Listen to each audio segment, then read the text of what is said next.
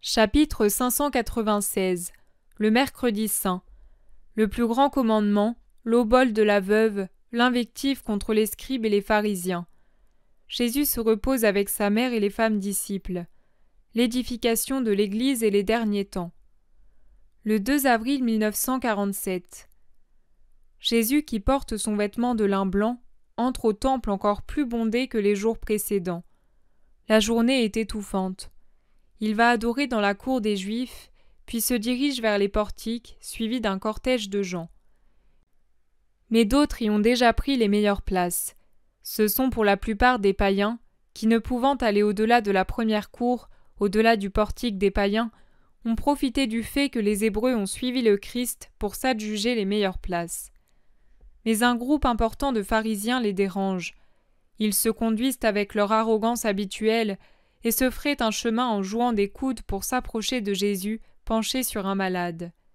Ils attendent qu'il les guérit, puis ils envoient auprès de lui un scribe pour l'interroger. Ils avaient probablement eu une brève discussion, car Joël, dit Alamo, tenait à aller lui-même interroger le maître. Mais un pharisien s'y oppose, et d'autres le soutiennent. « Non, il est notoire que tu es du parti du rabbi, bien que tu le gardes secret. Laisse aller Uri. »« Pas Uri, non !» s'exclame un autre jeune scribe que je ne connais pas. « Uri s'exprime avec trop de véhémence. Il exciterait la foule. C'est moi qui y vais. » Et sans écouter davantage les protestations des autres, il se rend auprès du maître et arrive derrière lui au moment même où Jésus congédie le malade en lui disant « Aie foi, tu es guéri. La fièvre et la souffrance ne reviendront jamais plus. » « Maître, quel est le plus grand commandement de la loi ?» Jésus se retourne et le regarde. Un doux sourire lumineux éclaire son visage, puis il lève la tête. Il avait la tête inclinée à cause du scribe qui est de petite taille et qui reste penché pour lui rendre honneur. Jésus tourne les yeux sur la foule. Il scrute le groupe des pharisiens et docteurs et il aperçoit le visage pâle de Joël à demi caché derrière un gros pharisien richement vêtu. Son sourire s'accentue. C'est comme une lumière qui va caresser le scribe honnête. Puis il baisse la tête pour regarder son interlocuteur et il lui répond. Le premier de tous les commandements est « Écoute Israël, le Seigneur notre Dieu est l'unique Seigneur. Tu aimeras le Seigneur ton Dieu de tout ton cœur, de toute ton âme, de toutes tes forces. » C'est le premier et suprême commandement. Le second lui est semblable. Tu aimeras ton prochain comme toi-même. Il n'y a pas de commandement plus grand que ceux-ci. Ils contiennent toute la loi et les prophètes. Maître, tu as répondu avec sagesse et vérité. Il en est bien ainsi. Dieu est unique, et il n'y en a pas d'autre en dehors de lui. L'aimer de tout son cœur, de toute son intelligence, de toute son âme et de toutes ses forces, et aimer son prochain comme soi-même, a beaucoup plus de valeur que tous les holocaustes et tous les sacrifices. J'en suis tout à fait persuadé quand je médite ces paroles de David. Tu ne prends pas plaisir aux holocaustes.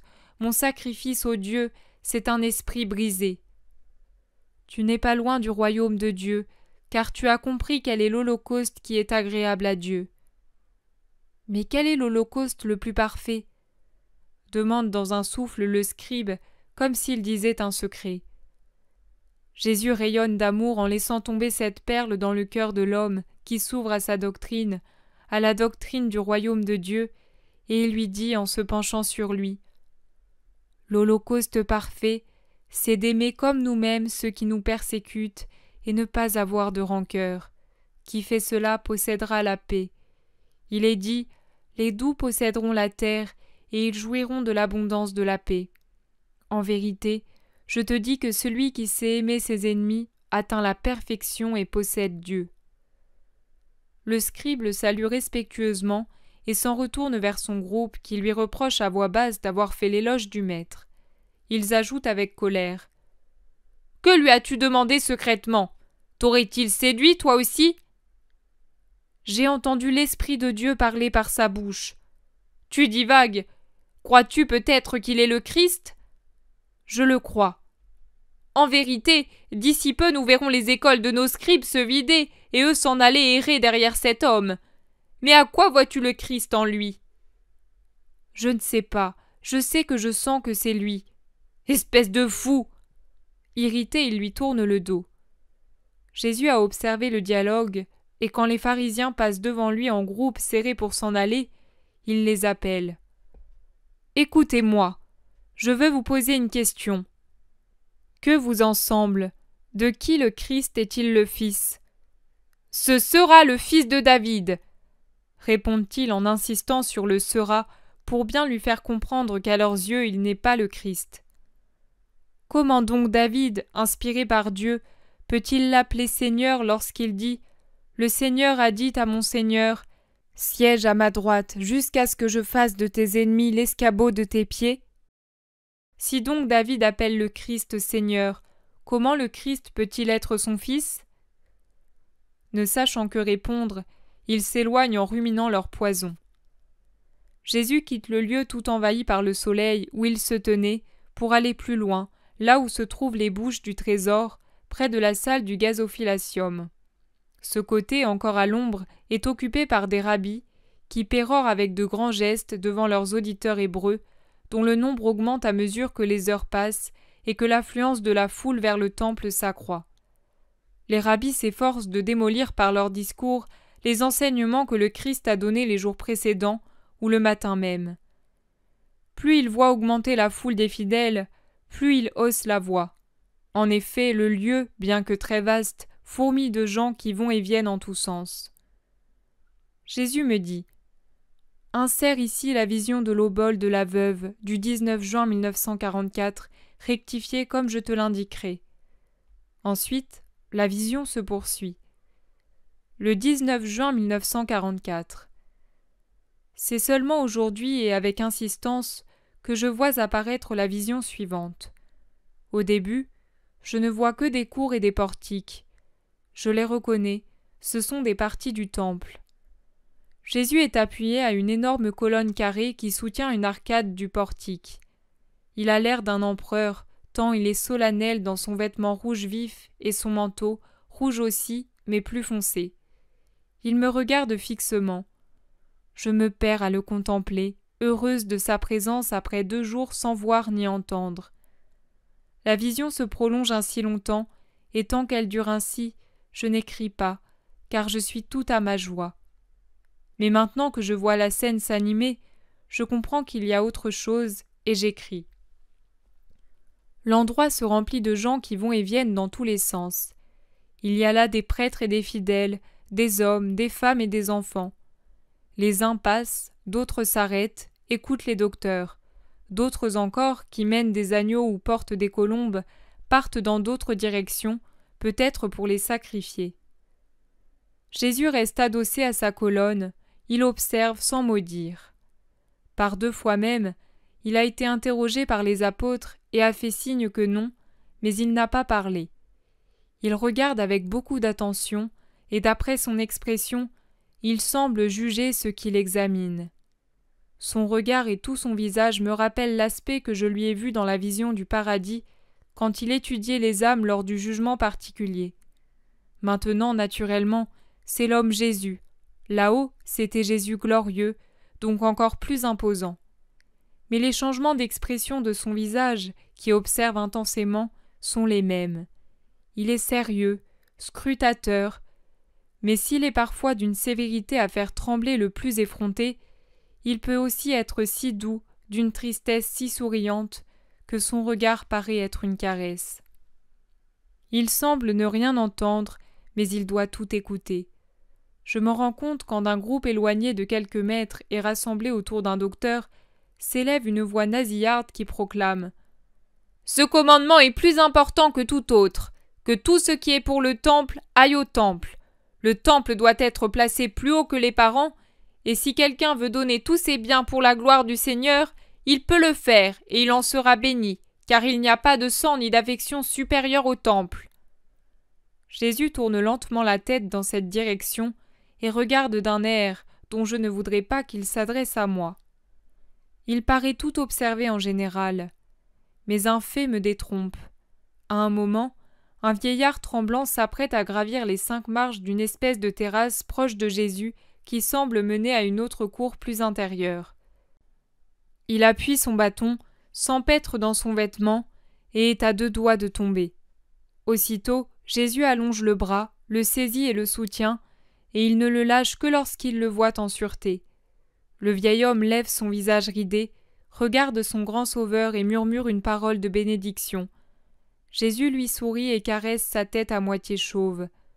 Puis il revient contre sa colonne et s'en écarte encore une fois pour relever un enfant qui glisse de la main de sa mère et tombe à plat ventre, juste à ses pieds, en pleurant, contre la première marche. Il le relève, le caresse, le console. La mère, confuse, remercie. Jésus lui sourit à elle aussi et lui rend le petit. Mais il ne sourit pas quand passe un pharisien bouffi d'orgueil, ni quand se présente en groupe des scribes et d'autres dont je ne sais qui ils sont. Ce groupe salue avec de grands gestes et de profondes courbettes. Jésus les regarde si fixement qu'il semble les transpercer. Il salue, mais sans chaleur. Il a l'air sévère. Un prêtre aussi déambule. Ce doit être un gros bonnet, car la foule s'écarte et le salue, et lui passe, fier comme un paon. Jésus porte sur lui un long regard, un regard tel que l'homme, qui est pourtant pétri d'orgueil, baisse la tête. Il ne salue pas, mais il ne résiste pas au regard de Jésus. Jésus le quitte des yeux pour observer une pauvre femme, vêtue de marron foncé, qui monte les marches avec un air honteux et se dirige vers un mur où se trouvent des têtes de lions ou autres animaux du même genre, gueule ouverte. Beaucoup s'y rendent, mais Jésus paraissait jusqu'alors ne pas s'en occuper. Maintenant, au contraire, il suit des yeux la petite femme. Son regard exprime la pitié, et même une grande douceur quand il la voit tendre la main et jeter quelque chose dans la gueule de pierre de l'un de ces lions. Et lorsque la pauvrette, en se retirant, passe près de lui, il prend la parole pour lui dire « Paix à toi, femme !» Celle-ci, stupéfaite, lève la tête. « Paix à toi !» répète Jésus. « Va, car le Très-Haut te bénit. » La femme reste bouche bée, puis murmure une salutation et s'éloigne. « Elle est apaisée dans son malheur, » dit Jésus sortant de son silence. « Maintenant la voilà heureuse, car la bénédiction de Dieu l'accompagne. » Écoutez, mes amis, et vous tous qui êtes autour de moi. Voyez-vous cette femme ? Elle n'a offert que 2 sous, moins qu'il n'en faut pour payer le repas d'un passereau en cage, et pourtant, elle a donné davantage que tous ceux qui, depuis l'ouverture du temple à l'aurore, ont versé leur obole au trésor. Écoutez, j'ai vu des riches en grand nombre jeter dans ses gueules des sommes capables de la rassasier pendant 1 année et de revêtir sa pauvreté qui n'est décente que parce qu'elle est propre.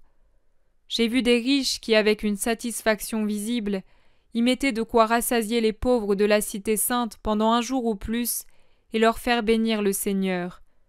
Mais en vérité, je vous dis que personne n'a donné plus qu'elle. Son obole est charité, les autres ne le sont pas. Elle est générosité, les autres ne le sont pas. Elle est sacrifice, les autres ne le sont pas. Aujourd'hui, cette femme ne mangera pas, car elle n'a plus rien. Il lui faudra d'abord travailler pour obtenir un salaire avant de pouvoir donner du pain à sa faim. Elle n'a pas de richesse en réserve, elle n'a pas de parents qui gagnent leur vie pour elle. Elle est seule.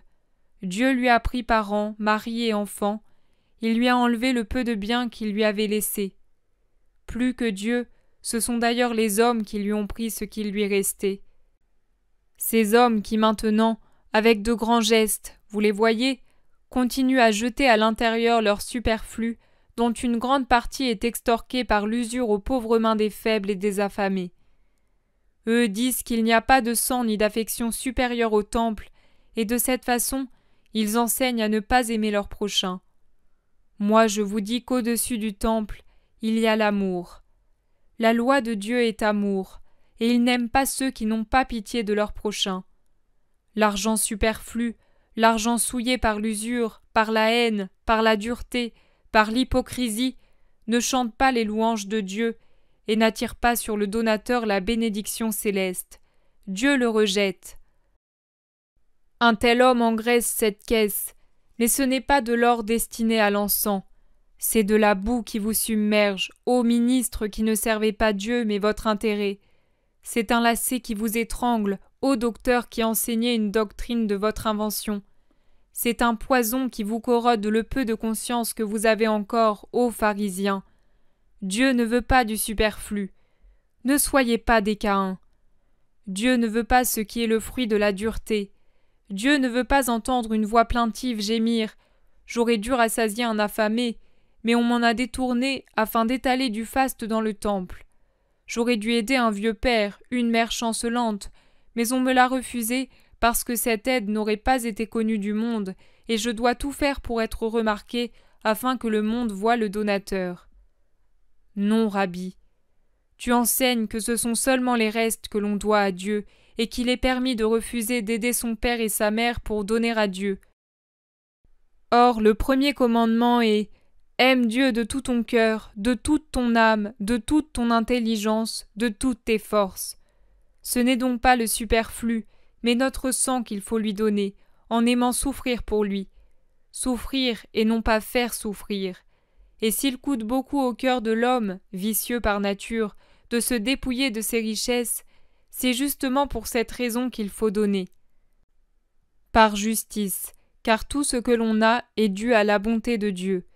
Par amour, car c'est une preuve d'amour de vouloir se sacrifier pour faire la joie de ceux qu'on aime. Souffrir pour offrir, mais souffrir. Non pas faire souffrir, je le répète, car le second commandement dit « Aime ton prochain comme toi-même ». La loi précise même que, après Dieu, les parents sont les proches à qui nous sommes tenus de rendre honneur et d'apporter notre aide. Je vous le dis en vérité, cette pauvre femme a compris la loi mieux que les sages, et elle est justifiée et bénie plus que quiconque.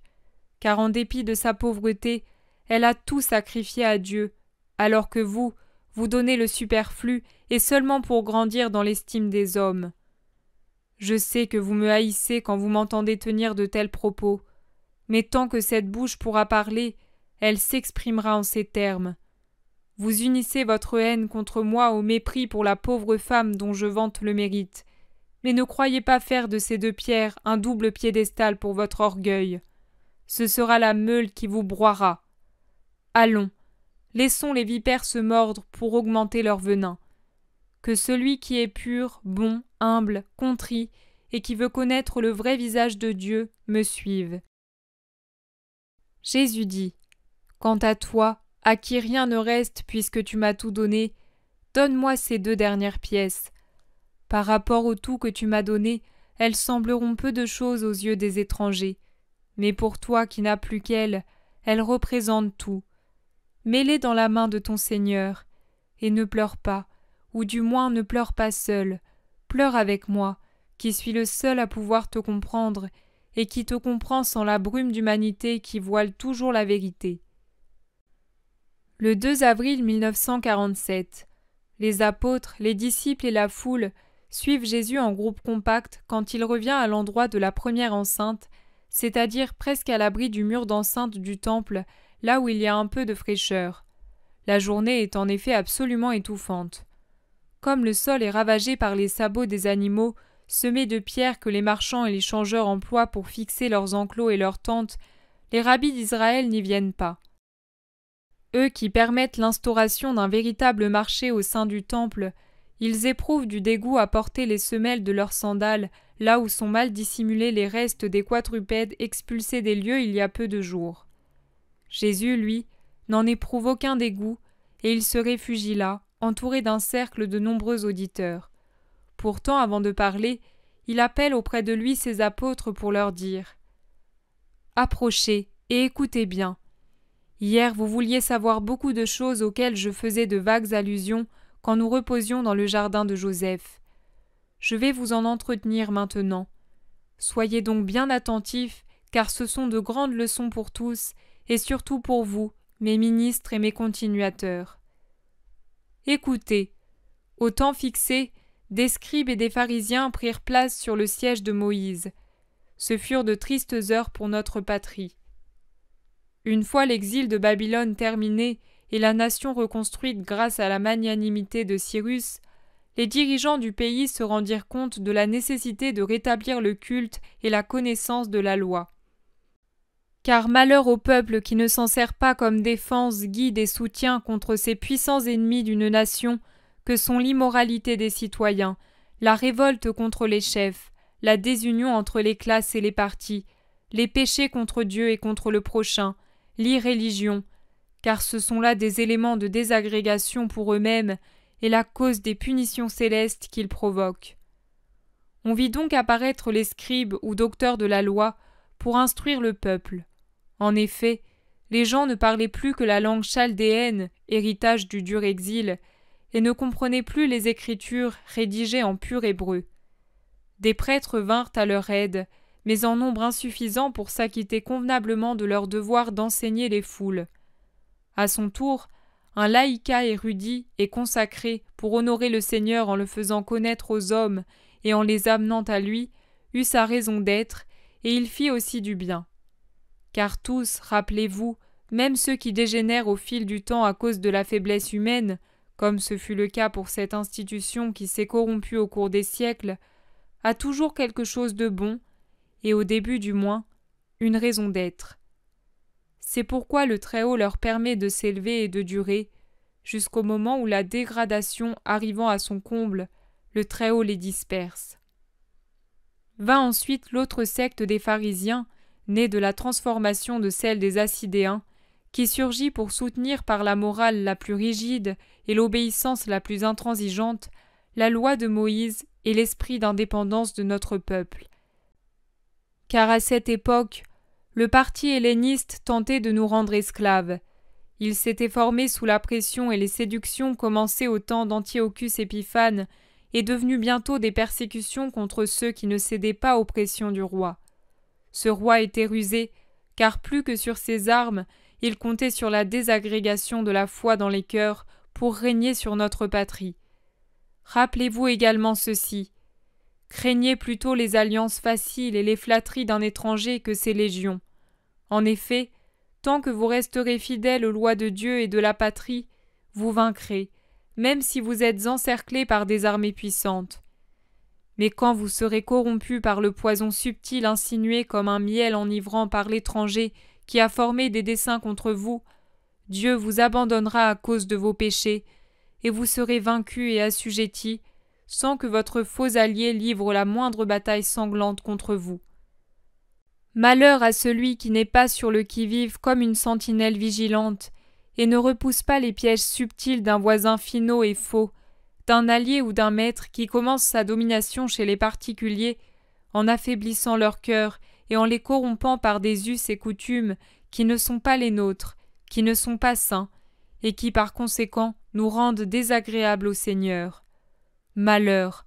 Rappelez-vous toutes les conséquences subies par la patrie lorsque certains de ses enfants ont adopté les modes de vie de l'étranger pour gagner ses bonnes grâces et en tirer profit. C'est un bon exemple que la charité envers tous, même envers les peuples qui ne partagent pas notre foi, qui n'ont pas nos coutumes, qui nous ont nui au cours des siècles. Mais l'amour pour ces peuples, qui sont toujours notre prochain, ne doit jamais nous faire renier la loi de Dieu et de notre patrie au nom du calcul des profits qu'on pourra ainsi soutirer à nos voisins. Non. Les étrangers méprisent les hommes serviles jusqu'à répudier les fondations les plus saintes de la patrie. Ce n'est pas en reniant son père et sa mère, Dieu et la patrie, que l'on obtient le respect et la liberté. Mais au bon moment, les pharisiens se dressèrent eux aussi pour ériger une digue contre le débordement des coutumes étrangères. Leur attitude fut profitable, car je le répète, tout ce qui surgit et qui dure a sa raison d'être. Il faut donc la respecter pour ce qu'elle a fait, sinon pour ce qu'elle est actuellement. Si elle est aujourd'hui coupable, il n'appartient pas aux hommes de l'insulter, et encore moins de la frapper. Ce rôle revient à d'autres, à Dieu et à celui qui l'a envoyé. Ce dernier a le droit et le devoir de parler et d'ouvrir vos yeux, pour que, eux comme vous, vous connaissiez la pensée du Très-Haut et agissiez avec justice. C'est à moi de le faire et à nul autre.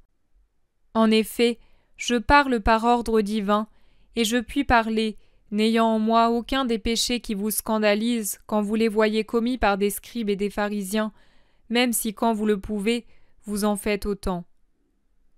Jésus, qui avait commencé à parler d'une voix douce, a haussé peu à peu le ton, et à la fin de son développement, elle est puissante comme une sonnerie de trompette.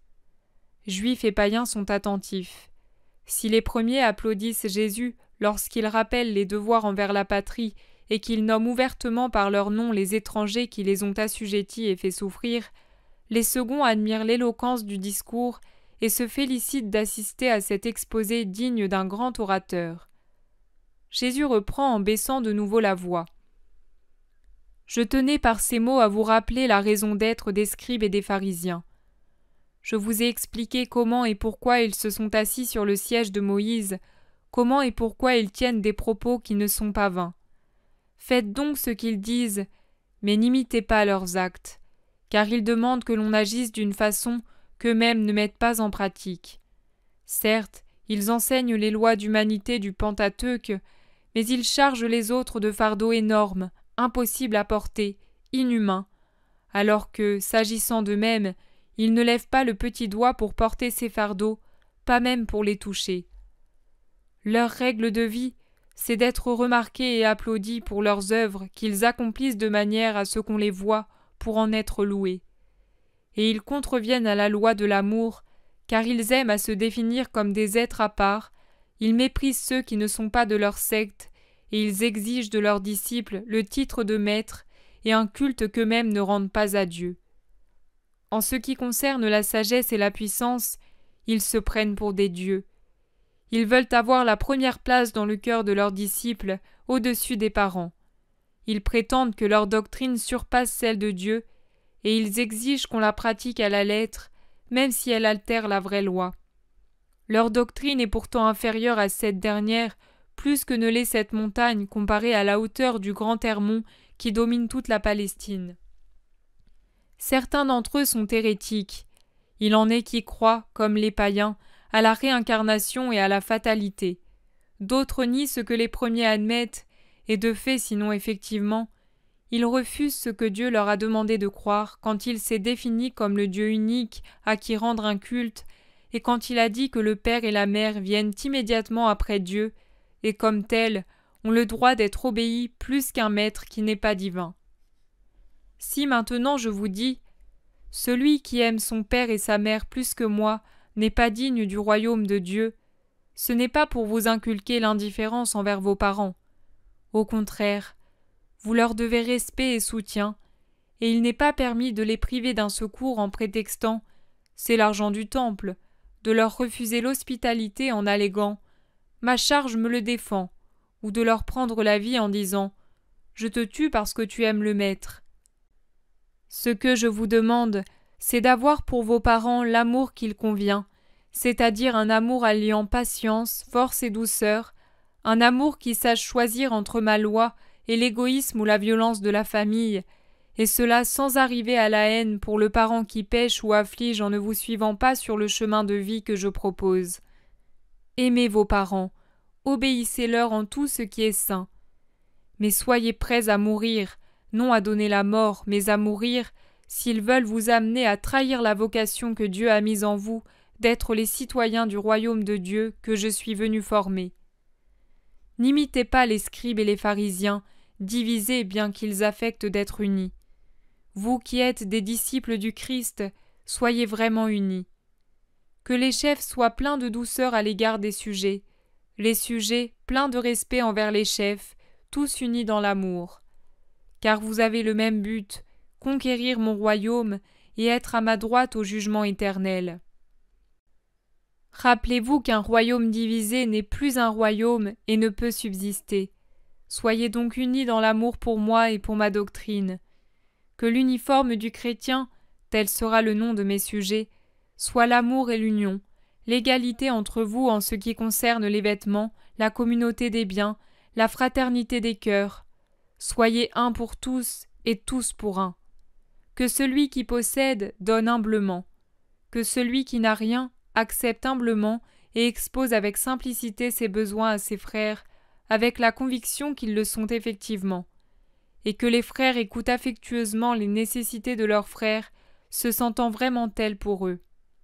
Souvenez-vous que votre maître a souvent eu faim, froid, qu'il a connu 1000 autres besoins et privations, et qu'il en a humblement fait part aux hommes, alors qu'il est le Verbe de Dieu. Rappelez-vous que l'homme miséricordieux sera récompensé, ne serait-ce que pour une gorgée d'eau. Rappelez-vous qu'il vaut mieux donner que recevoir. Que ces 3 souvenirs aident le pauvre à trouver la force de demander sans se sentir humilié, en considérant que je l'ai fait avant lui, et de pardonner s'il se voit repoussé, en tenant compte du fait que bien des fois, on a refusé au Fils de l'homme la place et la nourriture que l'on donne aux chiens qui gardent le troupeau, et que le riche trouve la générosité de partager ses biens, en pensant que le vil argent, ces odieuses richesses que Satan fait rechercher et qui causent les 9/10 des ruines de ce monde, se change, si on le donne par amour, en un trésor immortel dans le paradis. Revêtez-vous de vos vertus, qu'elles soient grandes, mais connues de Dieu seul. N'imitez pas les pharisiens qui portent les phylactères les plus larges et les franges les plus longues, aiment les premières places dans les synagogues, attachent une grande importance aux marques de respect sur les places et veulent que le peuple les appelle « Rabbi ». Vous n'avez qu'un seul maître, le Christ. Vous qui à l'avenir serez les nouveaux docteurs, c'est à vous que je m'adresse, mes apôtres et mes disciples. Souvenez-vous que moi seul suis votre maître, et je le serai encore quand vous ne me verrez plus parmi vous, car la sagesse est la seule source d'enseignement. Ne vous faites donc pas appeler maître, car vous êtes vous-même des disciples. N'exigez pas le nom de Père, et ne le donnez à personne sur la terre, parce qu'un seul est le Père de tous, votre Père qui est dans les cieux. Que cette vérité vous inspire la sagesse de vous sentir vraiment tous frères entre vous, aussi bien ceux qui dirigent que ceux qui sont dirigés, et aimez-vous par conséquent comme de bons frères. Et qu'aucun de ceux qui dirigent ne se fasse appeler guide, car il n'y a qu'un seul guide pour vous tous, le Christ. Que le plus grand d'entre vous soit votre serviteur. Ce n'est pas s'humilier que d'être le serviteur des serviteurs de Dieu, c'est m'imiter, moi qui ai été doux et humble, toujours prêt à faire preuve d'amour pour mes frères en Adam, et à les aider par la puissance que j'ai en moi comme Dieu. Et je n'ai pas humilié la divinité en servant les hommes. En effet, le vrai roi est celui qui sait dominer moins les hommes que les passions de l'homme, et en tête de toutes, l'orgueil. Souvenez-vous, celui qui s'humilie sera exalté, et celui qui s'exalte sera humilié. La femme dont le Seigneur a parlé dans le second livre de la Genèse, la Vierge dont il est question dans Isaïe, la mère vierge de l'Emmanuel, a prophétisé cette vérité des temps nouveaux en chantant « Le Seigneur a renversé les puissants de leur trône, et il a élevé les humbles. » La sagesse de Dieu parlait par la bouche de celle qui était mère de la grâce et trône de la sagesse. Et je répète les paroles inspirées qui m'ont loué, unies au Père et à l'Esprit Saint, dans nos œuvres admirables, quand sans offense pour la Vierge, moi, l'homme, je me formais dans son sein sans cesser d'être Dieu. Que ce soit une règle pour ceux qui veulent enfanter le Christ dans leur cœur et arriver au royaume du Christ. Pour ceux qui sont orgueilleux, fornicateurs, idolâtres, qui s'adorent eux-mêmes et leur propre volonté, il n'y aura pas de Jésus Sauveur, pas de Christ Seigneur, et il n'y aura pas de royaume des cieux. Donc malheur à vous, scribes et pharisiens hypocrites, qui croyez pouvoir fermer par vos sentences impraticables, si elles étaient confirmées par Dieu, ce seraient réellement des serrures inviolables pour la majorité des hommes, qui croyez pouvoir fermer le royaume des cieux à la face des hommes qui élèvent leur esprit vers lui pour trouver de la force dans leur pénible journée terrestre. Malheur à vous qui n'y entrez pas, qui ne voulez pas y entrer, car vous n'accueillez pas la loi du royaume des cieux, et n'y laissez pas entrer les autres qui se tiennent devant cette porte que vous, par votre intransigeance, renforcez par des verrous que Dieu n'y a pas mis. Malheur à vous, scribes et pharisiens hypocrites, qui dévorez le bien des veuves sous prétexte de faire de longues prières. Vous en serez sévèrement jugés. Malheur à vous, scribes et pharisiens hypocrites, qui allez par terre et par mer pour faire un seul prosélyte, en dépensant des biens qui ne vous appartiennent pas, et quand vous l'avez, le rendez fils de l'enfer 2 fois pire que vous. Malheur à vous, Guides aveugles qui dites « Si quelqu'un jure par le temple, son serment ne vaut rien, mais s'il jure par l'or du temple, il reste lié par son serment. » Sots et aveugles que vous êtes, qu'est-ce qui compte le plus, l'or ou le temple qui sanctifie l'or? Vous prétendez « Si quelqu'un jure par l'autel, son serment ne vaut rien, mais s'il jure par l'offrande posée sur l'autel, alors son serment est valide et il reste lié par son serment. » Aveugle, qu'y a-t-il de plus grand, l'offrande ou l'autel qui sanctifie l'offrande? L'homme qui jure par l'autel jure par lui et par tout ce qui est posé dessus. Celui qui jure par le temple jure par lui et par celui qui l'habite. Et celui qui jure par le ciel jure par le trône de Dieu et par celui qui est assis. Malheur à vous, scribes et pharisiens hypocrites, qui payez la dîme de la menthe et de la rue, de l'anis et du cumin, mais négligez les préceptes les plus graves de la loi, la justice, la miséricorde et la fidélité. Ce sont elles les vertus qu'il fallait avoir, sans laisser de côté les détails moins importants. Guides aveugles, qui filtrez les boissons, de crainte de vous contaminer en avalant un moucheron qui s'est noyé, et ensuite avaler un chameau, sans vous croire impurs pour autant. Malheur à vous, scribes et pharisiens hypocrites, qui lavez l'extérieur de la coupe et du plat, mais qui êtes intérieurement remplis de rapine et d'immondices. Pharisiens aveugles, lave d'abord l'intérieur de ta coupe et de ton assiette, de façon que l'extérieur aussi devienne propre. Malheur à vous, scribes et pharisiens hypocrites, qui volez dans les ténèbres comme des oiseaux de nuit pour accomplir vos œuvres de péché, ou négociez de nuit avec les païens, les voleurs et les traîtres, et ensuite, le matin, après avoir effacé les signes de vos marchés occultes, montez au temple bien vêtus. Malheur à vous, qui enseignez les lois de la charité et de la justice contenues dans le Lévitique, et qui êtes ensuite avides, voleurs, fourbes, calomniateurs, tyranniques, injustes, vindicatifs, haineux, jusqu'à en venir à abattre celui qui vous gêne, même s'il est de votre sang, à répudier la Vierge devenue votre épouse, à rejeter les enfants que vous avez eus d'elle parce que ce sont des infirmes, et à accuser d'adultère ou de maladie impure votre femme qui ne vous plaît plus, pour être débarrassé d'elle. C'est vous qui êtes rendu impur par votre cœur libidineux, même si vous ne paraissez pas tel aux yeux des gens qui ne connaissent pas vos débauches. Vous êtes comme des sépulcres blanchis, qui semblent beaux du dehors, mais qui à l'intérieur sont remplis d'ossements de mort et de pourriture. Il en est autant de vous. Oui, c'est la même chose. Du dehors, vous paraissez juste, mais à l'intérieur, vous êtes remplis d'hypocrisie et d'iniquité. Malheur à vous, scribes et pharisiens hypocrites, qui élevez des tombeaux somptueux aux prophètes et embellissez les tombes des justes en alléguant « Si nous avions vécu au temps de nos pères, nous n'aurions pas été complices de ceux qui ont versé le sang des prophètes et nous n'y aurions pas participé. Ainsi vous témoignez contre vous que vous êtes les descendants de ceux qui ont tué vos prophètes. À votre tour, du reste, vous comblez la mesure de vos pères. Ô serpents, race de vipères, comment échapperez-vous à la condamnation de la géhenne? C'est pour cette raison que je vous dis, moi qui suis la parole de Dieu, moi, Dieu, je vous enverrai de nouveaux prophètes, sages et scribes. Vous en tuerez certains, vous en crucifierez d'autres, vous en flagellerez dans vos tribunaux, dans vos synagogues, hors de vos murs, vous les poursuivrez de ville en ville, jusqu'à ce que retombe sur vous tout le sang des justes répandu sur la terre, de celui d'Abel à celui de Zacharie, fils de Baraki, que vous avez tué entre l'atrium et l'autel, parce que par amour pour vous, il vous avait rappelé votre péché, afin que vous vous en repentiez et que vous reveniez au Seigneur. C'est ainsi, vous haïssez ceux qui veulent votre bien et vous invitent par amour sur les voies de Dieu.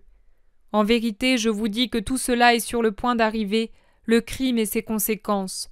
En vérité, je vous dis que tout cela s'accomplira sur cette génération. Ô Jérusalem, Jérusalem, Jérusalem, toi qui lapides ceux qui te sont envoyés et qui tuent tes prophètes, combien de fois j'ai voulu rassembler tes enfants, comme la poule rassemble ses poussins sous ses ailes, et tu n'as pas voulu. Maintenant écoute, Jérusalem. Écoutez tous, vous qui me haïssez, et haïssez tout ce qui vient de Dieu. Écoutez, vous qui m'aimez, et qui serez entraînés dans le châtiment réservé aux persécuteurs des envoyés de Dieu. Et écoutez, vous aussi, vous qui, sans appartenir à ce peuple, êtes attentifs à mes paroles, et désirez savoir qui est celui qui vous parle et qui prédit sans avoir besoin d'étudier le vol ou le chant des oiseaux, ni les phénomènes célestes, ou les viscères des animaux sacrifiés, ni la flamme et la fumée des holocaustes, puisque tout ce qui doit advenir est présent pour celui qui vous parle. Votre maison sera désertée. Moi je vous annonce, déclare le Seigneur, que vous ne me verrez plus jusqu'à ce que vous disiez, vous aussi, béni soit celui qui vient au nom du Seigneur. Jésus a chaud. Il est visiblement exténué, à la fois en raison de son discours prolongé et tonitruant, et à cause de la chaleur étouffante de cette journée sans vent. Bloqué contre le mur par une multitude, observé par des milliers d'yeux, sentant toute la haine de ceux qui l'écoutent sur les portiques de la cour des païens, et tout l'amour, ou du moins l'admiration, qui l'entoure, sans souci du soleil qui tombe sur les dos et les visages rougis et en sueur, il paraît vraiment épuisé. Comme il a besoin de réconfort, il le cherche auprès de ses apôtres et des 72 disciples qui, comme autant de coings, se sont frayés lentement un passage dans la foule et sont arrivés au premier rang pour former une barrière d'amour fidèle autour de lui. Il leur dit « Sortons du temple et allons au grand air sous les arbres. J'ai besoin d'ombre, de silence et de fraîcheur. En vérité, je vous dis que ce lieu semble déjà brûler du feu de la colère céleste. » Ils lui ouvrent la voie, non sans mal, et peuvent ainsi sortir par la porte la plus proche, où Jésus s'efforce vainement d'en congédier un grand nombre. Mais ils veulent le suivre à tout prix. Les disciples, pendant ce temps, examinent le cube du temple, qui étincelle au soleil de midi, et Jean d'Éphèse fait observer au maître la puissance de l'édifice. « Regarde ces pierres et ces constructions. » Et pourtant, il n'en restera pas pierre sur pierre, dit Jésus. « Non ? Quand ? Comment ? Demandent plusieurs. Mais Jésus ne répond pas. Après être descendu du mont Moria, il sort de la ville en passant par Ophel et par la porte d'Éphraïm ou du fumier. Puis, il se réfugie d'abord au cœur des jardins du roi, c'est-à-dire tant que ceux-ci, sans être apôtres ni disciples, se sont obstinés à le suivre, et s'en vont lentement quand Manaën, qui a fait ouvrir le lourd portail, se présente, l'air imposant, pour lancer à la ronde. « Partez, seuls entreront ici ceux que j'y autorise. » Ombre, silence, parfum de fleurs, arômes de camphre et d'œillet, de cannelle, de lavande et de 1000 autres plantes odorantes, et bruissement de ruisseaux, certainement alimentés par les sources et citernes voisines, sous des galeries de feuillage, gazouillis d'oiseaux, font de cet endroit un lieu de repos paradisiaque. La ville semble éloignée de plusieurs milles, avec ses rues étroites, assombries par les arcades ou ensoleillées jusqu'à en être éblouissantes, avec ses odeurs et ses puanteurs d'égouts qui ne sont pas toujours nettoyées, et des rues parcourues par trop de quadrupèdes pour être propres, surtout celles d'importance secondaire.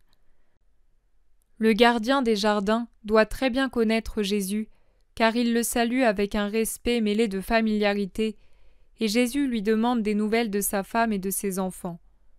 L'homme aurait voulu accueillir Jésus chez lui, mais le maître préfère la paix fraîche, reposante, du vaste jardin du roi, un vrai parc de délices. Et avant que les 2 serviteurs de Lazare, toujours aussi infatigables et dévoués, partent chercher les paniers de nourriture, Jésus leur dit « Dites à vos maîtresses de venir. Nous resterons ici quelques heures avec ma mère et les femmes disciples fidèles. Ce sera si doux. »« Tu es très fatigué, maître, ton visage le montre, » remarque Manaën. « Oui, au point que je n'ai pas eu la force d'aller plus loin. »« Mais je t'avais proposé ces jardins plusieurs fois ces derniers jours. Tu sais combien je suis heureux de pouvoir t'offrir paix et réconfort. »« Je le sais, Manaën. »« Et hier, tu as voulu aller dans ce triste lieu dont les abords sont si arides, si étrangement dépouillés de toute végétation cette année, un endroit si proche de cette triste porte. J'ai voulu faire plaisir à mes apôtres. Ce sont des enfants au fond, de grands enfants. Vois là-bas comme ils se restaurent gaiement. Ils oublient tout de suite ce qui se trame contre moi à l'intérieur de ces murs. Ils oublient également ton affliction. Mais il ne semble pas qu'il y ait lieu de s'alarmer. L'endroit me semblait plus dangereux d'autrefois. Jésus le regarde en silence. Que de fois je vois Jésus regarder et se taire ainsi ces derniers temps. Puis, il se met à observer les apôtres et les disciples.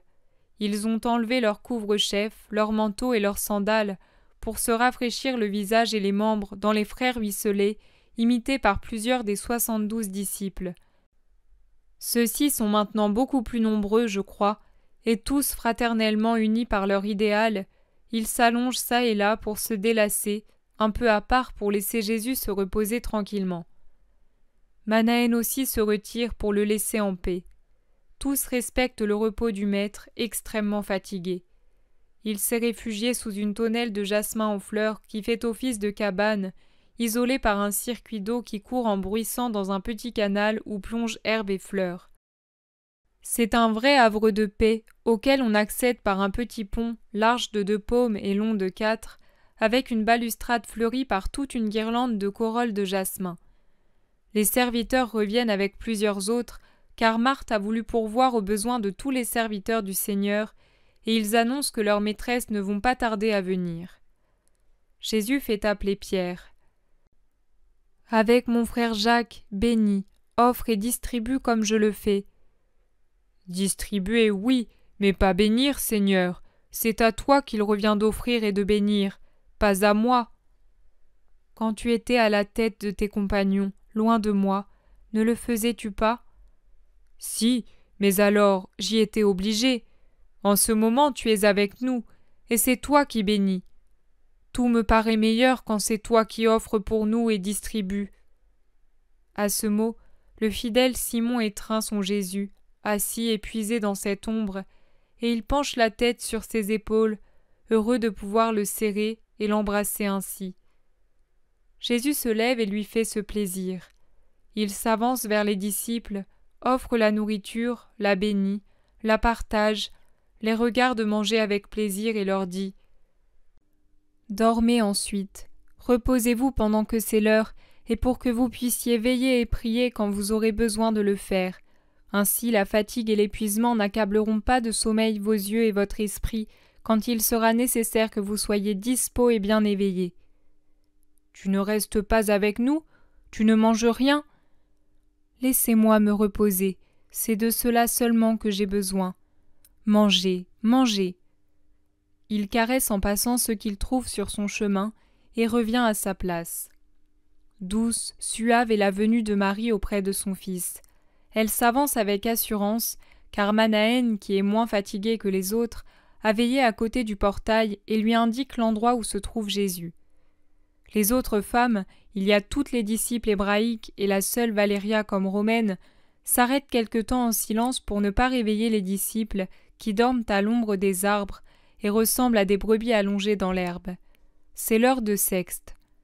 Marie entre sous la tonnelle de jasmin, sans faire crisser le petit pont de bois ni le gravier du sol, et avec encore plus de précaution, elle s'approche de son fils qui, vaincu par la fatigue, s'est endormi. Sa tête est posée sur une table de pierre qui se trouve là, et son bras gauche lui sert d'oreiller sous son visage caché par ses cheveux. Marie s'assied patiemment près de son fils fatigué.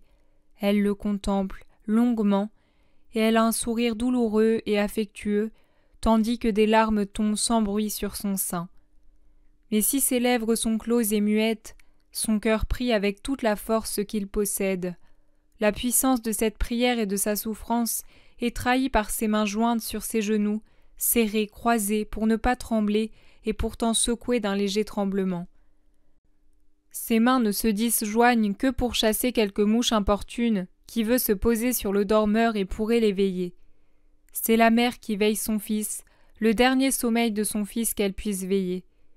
Le visage de Marie en ce mercredi pascal est différent de celui du jour de la naissance du Seigneur, car la douleur le rend pâle et déprime ses traits, mais c'est la même pureté du regard affectueux, le même soin tremblant qu'elle avait quand penchée sur la crèche de Bethléem, elle protégeait de son amour le premier sommeil inconfortable de son enfant. Jésus fait un mouvement, et Marie essuie rapidement ses yeux pour ne pas montrer ses larmes à son fils. Mais Jésus ne s'est pas réveillé, il a seulement changé de position pour se tourner de l'autre côté, et Marie, reprenant son immobilité, continue à le veiller. Mais quelque chose brise le cœur de Marie. C'est d'entendre son Jésus pleurer en dormant, et dans un murmure confus, car il parle la bouche serrée contre son bras et son vêtement, il nomme Judas. Marie se lève, s'approche, se penche sur son fils. Elle suit ce murmure confus, les mains pressant sur son cœur. Le soliloque de Jésus, interrompu par moments, mais pas au point qu'on ne puisse le suivre, fait comprendre qu'il rêve le présent, le passé et l'avenir, jusqu'à ce qu'il se réveille en sursaut, comme pour fuir quelque chose d'horrible. Mais il trouve la poitrine de sa mère, les bras de sa mère, le sourire de sa mère, la douce voix de sa mère, ses baisers, ses caresses, et son voile passé légèrement sur son visage pour essuyer ses larmes et sa sueur en disant « Tu n'allais pas très bien et tu rêvais.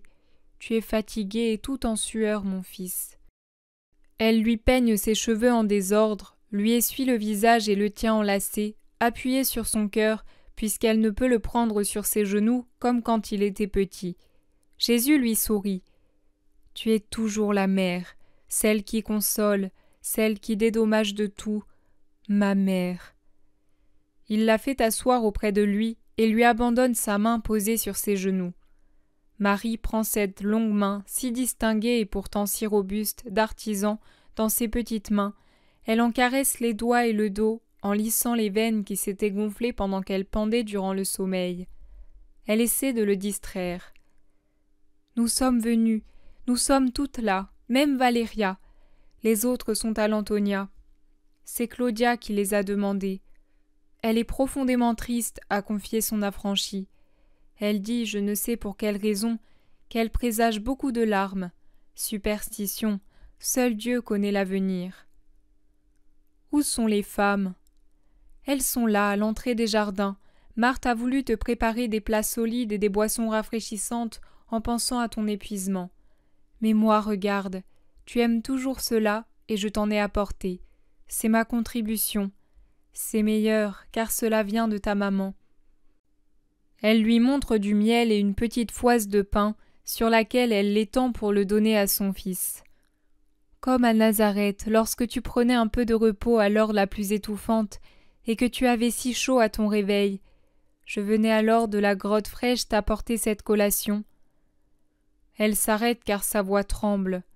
Son fils la regarde et dit « Et quand Joseph était là, tu apportais la collation pour deux, ainsi que l'eau froide de la jarre poreuse que tu avais gardée dans le courant pour qu'elle soit plus fraîche. Tu y mettais des tiges de menthe sauvage pour augmenter cette impression de fraîcheur. Que de menthe il y avait sous les oliviers, et que d'abeilles sur les fleurs de la menthe. Notre miel avait toujours un peu ce parfum. » Il pense, il se souvient. « Nous avons vu Alphée, sais-tu ? Joseph s'est attardé parce qu'il avait un enfant un peu malade, mais demain il sera certainement ici avec Simon. Marie-Salomé, femme de Simon, garde notre maison et celle de Marie. » Maman, quand tu seras seule, avec qui resteras-tu ? Avec qui tu diras, mon fils. Je t'ai obéi avant même de t'avoir, mon Jésus. Je continuerai à le faire après ton départ. Sa voix tremble, mais elle a sur ses lèvres un sourire héroïque. Toi, tu sais obéir. Quel repos d'être avec toi. Car tu vois, maman, le monde ne peut comprendre, mais je trouve mon repos auprès de ceux qui obéissent. Oui, Dieu se repose auprès des obéissants. Dieu n'aurait pas eu à souffrir, à se fatiguer, si la désobéissance n'était pas entrée dans le monde. Tout arrive parce qu'on n'obéit pas. De là vient la souffrance du monde, de là vient notre douleur. Mais aussi notre paix, Jésus, car nous savons que notre obéissance console l'Éternel. Ah, quelle importance cette pensée revêt pour moi. Il m'est accordé à moi, une créature, de consoler mon Créateur. Ô joie de Dieu, tu ne sais pas, toi, notre joie, ce qu'est pour nous la parole que tu viens de dire.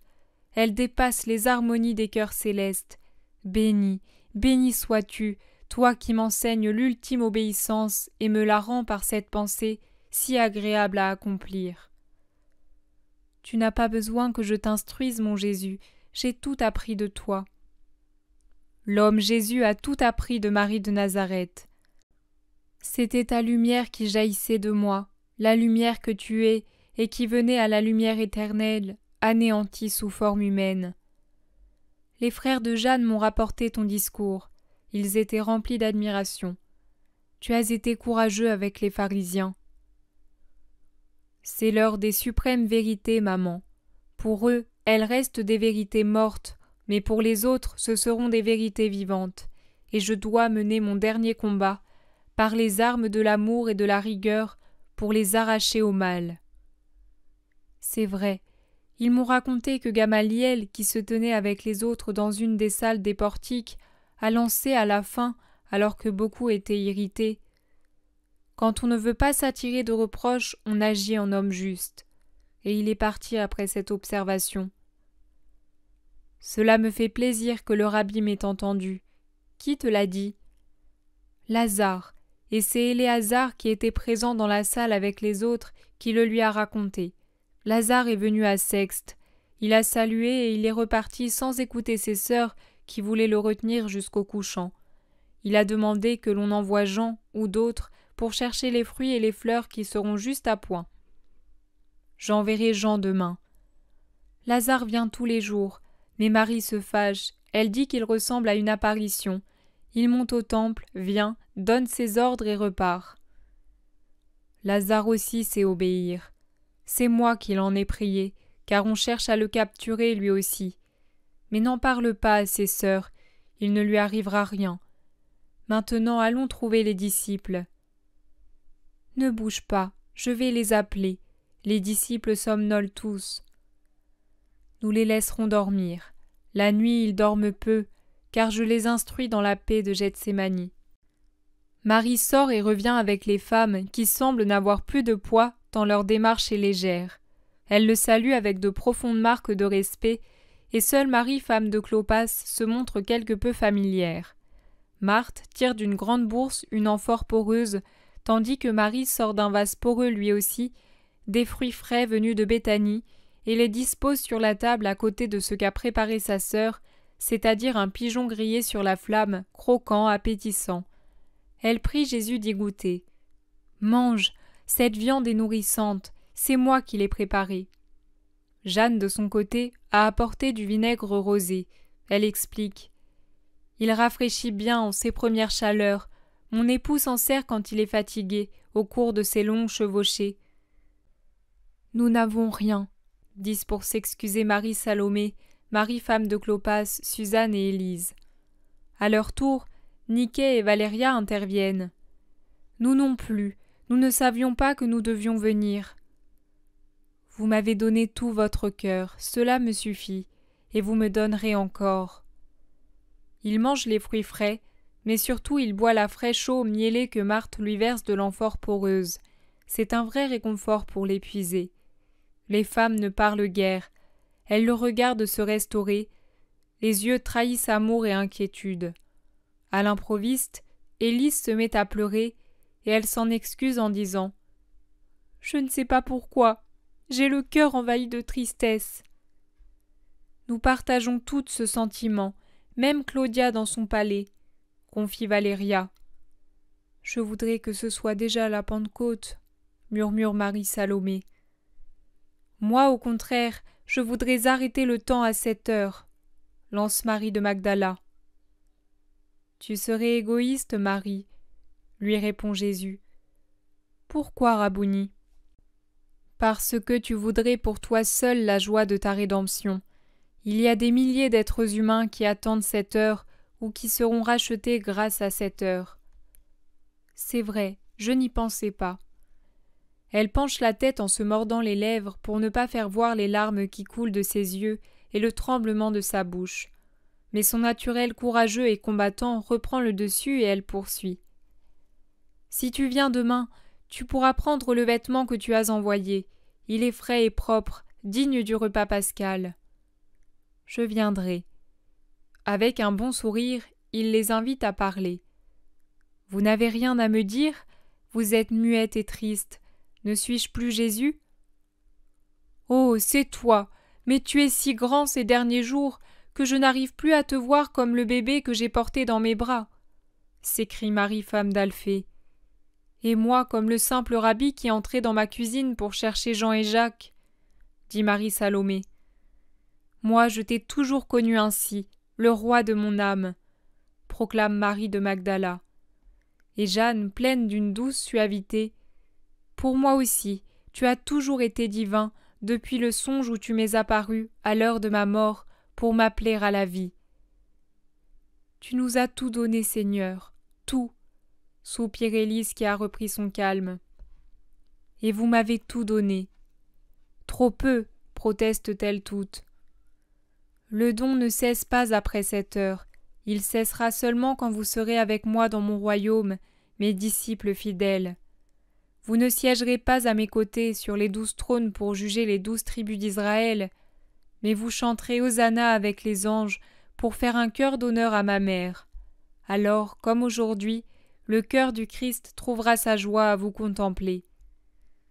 Moi je suis jeune, il me faudra du temps pour monter à ton royaume. Heureuse Analia, s'exclame Suzanne. Moi je suis vieille et heureuse de l'être. J'espère que pour moi la mort se rapproche, dit Élise. Moi j'ai des fils, je voudrais les servir, ces serviteurs de Dieu, soupire Marie, femme de Clopas.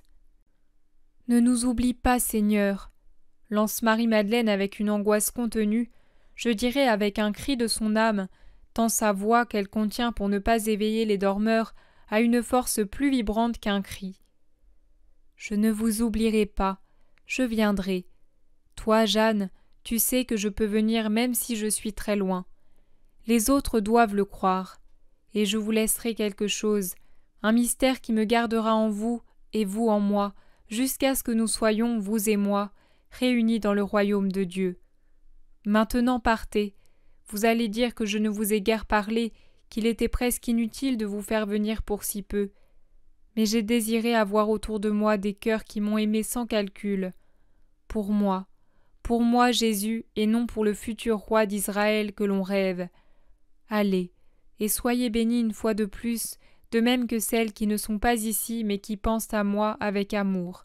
Anne, Myrtha, Anastasica, Noémie et Syntycha qui est si loin, ou encore Photinaï, Aglaé et Sarah, Marcel, les filles de Philippe, Myriam, la fille de Jaïr, les vierges, les rachetées, les épouses, les mères qui sont venues vers moi, qui ont été pour moi des sœurs et des mères, bien meilleures que les meilleures des hommes. Toutes, je les bénis toutes. La grâce commence déjà à descendre sur la femme, la grâce et le pardon, par cette bénédiction que je vous donne. Allez. Mais s'il les congédie, il retient un instant sa mère. Avant ce soir, je serai au palais de Lazare. J'ai besoin de te voir encore. Jean sera avec moi. Mais je ne veux que toi, mère, et les autres, Marie, Marthe et Suzanne. Je suis tellement fatiguée. Il n'y aura que nous. Adieu, mon fils. Ils s'embrassent, ils se séparent. Marie part lentement. Elle se retourne avant de sortir. Elle se retourne avant de quitter le petit pont. Elle se retourne encore tant qu'elle peut voir Jésus. C'est à croire qu'elle ne peut s'éloigner de lui. Jésus est de nouveau seul. Il se lève, sort, va appeler Jean qui dort à plat ventre parmi les fleurs comme un enfant, et il lui confie la petite amphore de vinaigre rosé que Jeanne lui a apportée en lui annonçant. « Nous irons ce soir chez ma mère, mais nous deux seuls. »« J'ai compris. Elles sont venues ?»« Oui, j'ai préféré ne pas vous réveiller. »« Tu as bien fait, ta joie aura été plus grande. Elles savent t'aimer mieux que nous. » dit Jean éploré. « Viens avec moi. » Jean le suit. « Qu'as-tu » lui demande Jésus quand ils sont de nouveau dans la pénombre verte de la tonnelle où il reste de la nourriture. « Maître, nous sommes tous très mauvais. Il n'y a pas d'obéissance en nous, ni de désir de rester avec toi. Même Pierre et Simon les Zélotes se sont éloignés je ne sais où, et Judas y a trouvé l'occasion d'une querelle. » Judas aussi est parti ? Non, Seigneur, il prétend qu'il n'en a pas besoin, que lui n'a pas de complice dans les manigances que nous faisons pour essayer de t'obtenir des protections. Mais si je suis allé chez Anne, si d'autres sont allés trouver des Galiléens qui résident ici, ce n'est pas pour faire du mal, et je ne crois pas que Pierre et Simon soient des hommes capables de manèges équivoques. N'y prête pas attention. En effet, Judas n'a pas besoin de partir pendant que vous vous reposez. Lui sait quand et où aller pour accomplir tout ce qu'il doit faire. Dans ce cas, pourquoi parle-t-il ainsi? Ce n'est pas bien devant les disciples. Ce n'est pas bien, mais c'est ainsi. Sois tranquille, toi, mon agneau. Moi, ton agneau? C'est toi le seul agneau. Oui, toi, je suis l'agneau de Dieu, et toi l'agneau de Dieu. Oh, une autre fois dans les premiers jours où j'étais avec toi, tu m'as déjà dit cela. Nous étions seuls tous les deux, comme en cet instant, dans la verdure comme maintenant. C'était la belle saison. Ce souvenir réjouit Jean, et il murmure « Je suis toujours encore l'agneau de Dieu ». Jésus lui fait une caresse, et il lui offre un morceau de pigeon rôti resté sur la table, enveloppé d'une feuille de parchemin. Il ouvre ensuite des figues succulentes et les lui tend, joyeux de le voir manger. Jésus s'est assis de travers sur le bord de la table, et il regarde Jean avec une telle intensité que ce dernier lui demande « Pourquoi me regardes-tu ainsi? Parce que je dévore comme un glouton? » « Non, parce que tu es comme un enfant. Ah, mon bien-aimé, comme je t'aime pour ton cœur. » Jésus s'incline pour baiser les cheveux blonds de l'apôtre, et il lui dit « Reste toujours le même, sans orgueil ni amertume dans le cœur, même aux heures où la férocité se déchaînera. N'imite pas les pécheurs, mon enfant. » Jean est repris par sa peine. « Je ne peux pas croire que Simon et Pierre… Tu te tromperais en vérité si tu les croyais pécheurs. Bois. C'est une bonne et fraîche boisson. C'est Marthe qui l'a préparée. Maintenant tu t'es restauré. Je suis certain que tu n'avais pas fini ton repas. » C'est vrai, les larmes m'étaient venues aux yeux, car tant que c'est le monde qui nous hait, on comprend. Mais que l'un de nous insinue… N'y pense plus. Toi et moi, nous savons que Pierre et Simon sont honnêtes, et cela suffit. Et tu sais que malheureusement, Judas est pécheur. Mais garde le silence. Après bien des lustres, quand il sera juste de dire toute la profondeur de ma douleur, tu raconteras les souffrances que m'ont valu les actes de cet homme, en plus de ceux de l'apôtre. Allons, il est temps de quitter cet endroit pour nous rendre au camp des Galiléens. Et allons-nous aussi passer cette nuit là-bas? Et auparavant, allons-nous à Gethsémani? Judas voulait le savoir. Il dit en avoir assez de dormir sous la rosée et de devoir prendre un repos si court et si inconfortable. Ce sera bientôt fini. Mais je ne vais pas confier à Judas mes intentions. Tu n'y es pas tenu, c'est toi qui dois nous guider, et non pas nous qui devons te guider. Jean est si éloigné de trahir qu'il ne comprend même pas la raison de prudence pour laquelle, depuis quelques jours, Jésus n'annonce jamais ce qu'il compte faire. Les voilà au milieu des dormeurs. Il les appelle. Ils se réveillent. De son côté, Manaën, une fois sa tâche accomplie, s'excuse auprès du maître de ne pouvoir rester et de ne pas l'accompagner le lendemain près de lui au temple, car il est retenu au palais. Et en disant cela, il regarde fixement Pierre et Simon, qui entre-temps sont de retour. Pierre fait un signe rapide de la tête, comme pour dire « compris ». Ils sortent du jardin. Il fait encore chaud. Le soleil baisse, mais déjà la brise du soir tempère la chaleur et pousse quelques petits nuages dans le ciel pur. Ils montent par Siloam, en évitant les lieux fréquentés par les lépreux, du moins ceux qui restent et n'ont pas su croire en Jésus. Simon le Zélote va leur apporter les restes de leur repas. Matthias, l'ancien berger, s'approche de Jésus. « Mon Seigneur et Maître, j'ai beaucoup réfléchi avec mes compagnons à tes paroles, jusqu'au moment où la fatigue nous a pris. Nous nous sommes endormis avant d'avoir pu trouver une réponse aux questions que nous nous posions. Nous voilà maintenant plus sots qu'avant. Si nous avons bien compris les discours de ces derniers jours, tu as prédit que beaucoup de choses allaient être modifiées, bien que la loi reste inchangée. Tu as dit aussi que l'on devra édifier un nouveau temple avec de nouveaux prophètes, sages et scribes, contre lequel on livrera bataille et qui ne mourra pas, alors que celui-ci, toujours si j'ai bien compris, paraît destiné à périr. Il est effectivement destiné à périr. Rappelle-toi la prophétie de Daniel. Mais nous, pauvres et peu nombreux comme nous le sommes, comment pourrons-nous l'édifier à nouveau alors que les rois ont eu du mal à bâtir celui-ci? Où le construirons-nous? Pas ici, puisque tu dis que ce lieu restera désert jusqu'à ce qu'il te bénisse comme envoyé par Dieu. C'est bien cela. Pas dans ton royaume. Nous sommes convaincus que ton royaume est spirituel. Alors comment et où l'établirons-nous? Tu as dit hier que lorsqu'ils croiront avoir détruit le vrai temple, celui-ci n'est donc pas le vrai, ce sera alors qu'il montera triomphant vers la vraie Jérusalem. Où est celle-ci? Il y a en nous beaucoup de confusion. Il en est ainsi. Que les ennemis détruisent donc le vrai temple. En 3 jours je le relèverai, et il ne connaîtra plus de menace, car il s'élèvera là où l'homme ne peut lui nuire. En ce qui concerne le royaume de Dieu, il est en vous et partout où des hommes croient en moi. Éparpillé pour le moment, il se répandra sur la terre au cours des siècles.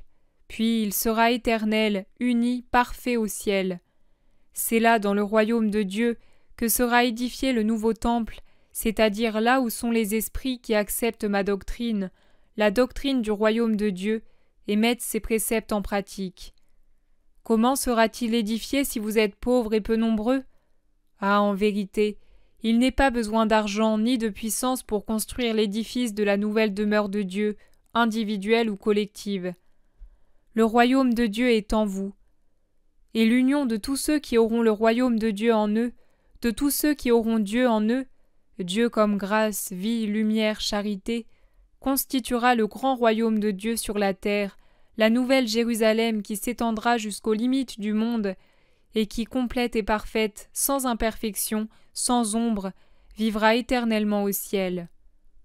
Comment ferez-vous pour édifier temple et cité? Ce n'est pas vous, mais Dieu qui s'en chargera. Il vous suffit de faire preuve de bonne volonté.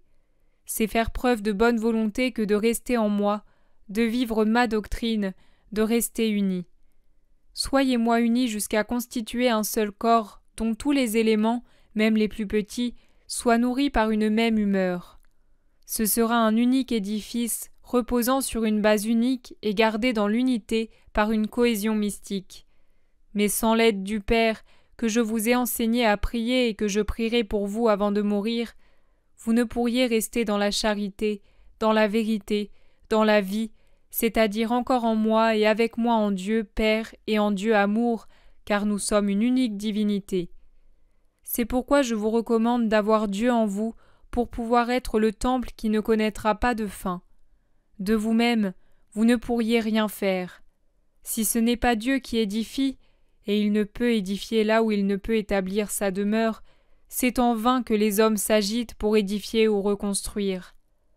Le temple nouveau, mon Église, s'élèvera seulement quand votre cœur sera la demeure de Dieu, et c'est lui avec vous comme pierre vivante qui édifiera son Église.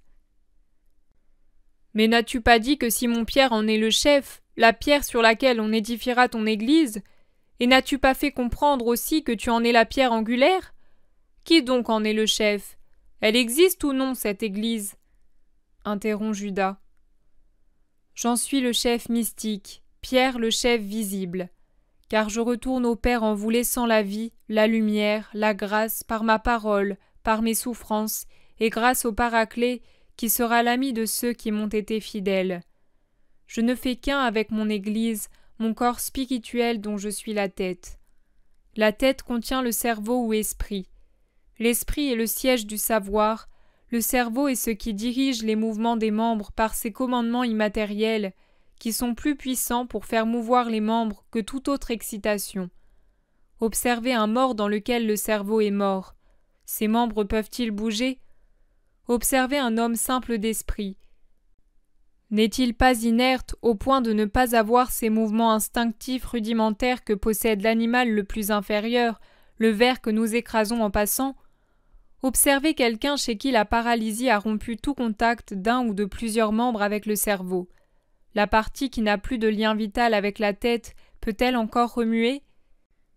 Mais si l'esprit dirige par ces ordres immatériels, ce sont d'autres organes, les yeux, les oreilles, la langue, le nez, la peau, qui lui communiquent les sensations, et ce sont les autres parties du corps qui exécutent et font exécuter ces ordres quand il est averti par les organes matériels et visibles autant que l'intellect est invisible. Pourrais-je, sans vous dire « asseyez-vous », obtenir que vous vous asseyiez sur la pente de cette montagne? Même si je pense que je veux que vous vous mettiez assis, vous ne le savez pas tant que je ne traduis pas ma pensée en paroles en me servant de ma langue et de mes lèvres. Pourrais-je moi-même m'asseoir si je le pensais seulement parce que je sens la fatigue de mes jambes, mais si celle-ci refusait de se plier pour prendre cette position? L'esprit a besoin d'organes et de membres pour faire accomplir les opérations que la pensée décide. Ainsi, dans ce corps spirituel qu'est mon Église, je serai l'intellect, c'est-à-dire la tête, siège de l'intellect. Pierre et ses collaborateurs seront ceux qui observent les réactions, perçoivent les sensations et les transmettent à l'esprit pour qu'il éclaire et ordonne ce qui convient pour le bien du corps entier, et pour que ensuite, éclairé et dirigé par mon ordre, il parle et guide les autres parties du corps. La main qui repousse l'objet susceptible de blesser le corps ou qui éloigne ce qui étant corrompu peut corrompre, le pied qui saute l'obstacle sans vous heurter et vous blesser en vous faisant trébucher, en ont reçu l'ordre de la partie qui dirige. Un enfant ou même un adulte peut être sauvé d'un danger ou tirer un profit, par exemple dans le domaine de l'instruction, de bonnes affaires, de son mariage, d'une bonne alliance, grâce à un conseil reçu ou à une parole qu'on lui a dite. C'est par ce conseil et cette parole qu'il évite de se nuire ou qu'il se fait du bien. Il en sera ainsi dans l'Église. Le chef et les chefs, guidés par la pensée divine, éclairés par la lumière divine et instruits par la parole éternelle, donneront ordre et conseil, et les membres agiront pour obtenir la santé et le profit spirituel. Mon Église existe dès maintenant, parce que d'ores et déjà, elle possède sa tête surnaturelle et sa tête divine, et elle a ses membres qui sont les disciples.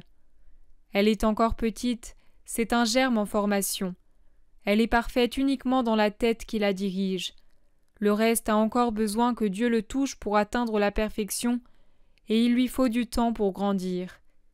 Mais en vérité, je vous dis qu'elle existe déjà et qu'elle est sainte, grâce à celui qui en est le chef et à la bonne volonté des justes qui la composent. Elle est sainte et invincible. L'enfer, composé des démons et des hommes démons, ne cessera de s'en prendre à elle. Il la combattra de multiples manières, mais il ne triomphera pas. L'édifice sera inébranlable. Mais il n'est pas fait d'une seule pierre. Observez le temple là-bas, vaste, beau dans le soleil couchant. Est-il fait d'une seule pierre? C'est un ensemble de pierres qui forment une unité harmonieuse, un tout. On dit le temple, c'est-à-dire une unité. Mais cette unité est composée des nombreuses pierres qui l'ont formée. Il aurait été inutile de poser des fondations si elles n'avaient pas dû soutenir les murs et le toit. Et il aurait été impossible d'élever les murs et de soutenir le toit si on n'avait pas commencé par faire des fondations solides proportionnées à une si grande masse. C'est avec la même interdépendance des parties que s'élèvera le nouveau temple. Vous l'édifierez au fil des siècles en l'appuyant sur les parfaits fondements que je lui ai donnés pour son volume. Vous l'édifierez sous la direction de Dieu, avec la qualité des éléments employés pour l'élever, les âmes que Dieu habite. Dieu transformera votre cœur en une pierre polie et sans fêlure destinée au nouveau temple. Son royaume et ses lois seront établis dans votre esprit. Sinon, vous ressembleriez à des briques mal cuites, à du bois vermoulu, à des pierres gélives éclatées qui ne tiennent pas et qu'un bon chef de chantier rejette. Ces pierres-là ne résistent pas, elles cèdent et provoquent l'écroulement d'un mur si le constructeur, les constructeurs préposés par le Père à l'édification du temple, sont des bâtisseurs qui s'idolâtrent, qui se pavanent en veillant à faire respecter leur honneur sans se soucier de l'édifice qui s'élève ni des matériaux employés. Bâtisseurs idolâtres, directeurs idolâtres, gardiens idolâtres, voleurs, voleurs de la confiance de Dieu, de l'estime des hommes, voleurs et orgueilleux qui se contentent d'avoir la possibilité d'un profit et de posséder un tas de matériaux sans prêter attention à leur qualité. Voilà une cause de ruine. Vous, mes nouveaux prêtres et scribes du nouveau temple, écoutez.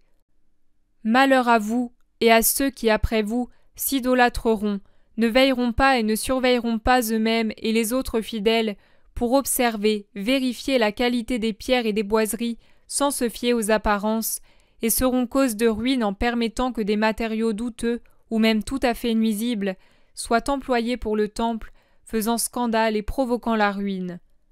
Malheur à vous si vous laissez se créer des lézardes et des murailles peu sûres, informes, qui s'écrouleront facilement parce qu'elles ne sont pas en équilibre sur des bases solides et parfaites. Ce n'est pas de Dieu, le fondateur de l'Église, que viendrait le désastre, mais de vous tous, et vous en porteriez la responsabilité devant le Seigneur et devant les hommes. Diligence, observation, discernement, prudence.